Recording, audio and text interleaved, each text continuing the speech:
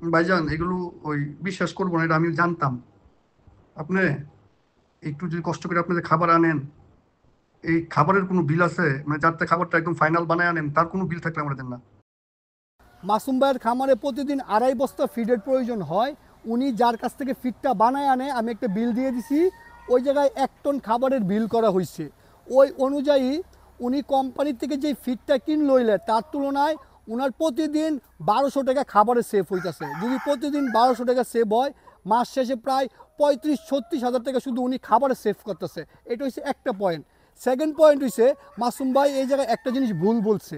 উনি ওই দিনকার ডিমের বাজার ছিল 10 টাকা 80 পয়সা। ওই দিনের বাজার ধরে উনি পুরা মাস বলছে যদি এরকম বাজার থাকে আমার প্রায় 1.5 লাখ টাকার মতো লাভ থাকবে।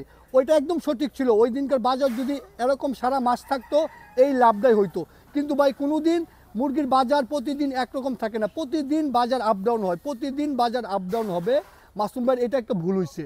সেকেন্ড হয়েছে, যদি 10 টাকাও মুরগির ডিমের বাজার থাকে, তারপরেও এই মুহূর্তে 1,000 যারা মুরগি পালতেছেন আলহামদুলিল্লাহ অনেক ভালো পরিমাণ লাভ থাকবে। যারা উল্টাপাল্টা কমেন্টস করছিলেন ভাই, যদি মুরগি পালন করতেন অন্তত আপনাদেরকে ন্যূনতম একটা হিসাব থাকতো, ওই হিসাবটা অন্তত যদি আমাকে কমেন্টসে দিতেন খুব ভালো হইতো, এরকম উল্টাপাল্টা খারাপ কমেন্টস না করার থেকে।